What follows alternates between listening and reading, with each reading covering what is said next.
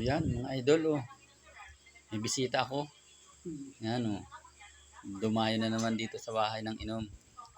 Ang aking pamangking pogi, o tinan mo. Yan. Nako.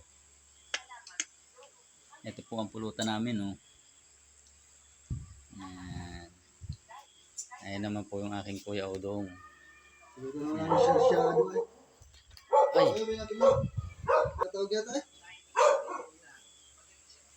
Ay, di ko naman sinagot yung aking asawa. Natawag at siyempre, may dayo ay. Naninigarilyo. Bugay. Yan. Yan po ang pinakang pamangking kong pogi dito. Tagay mga idol. Yeah. Anong pulutan? Manok. Yan. Saka Ginanga. ginangang galunggong. Yan. Sarap niyan.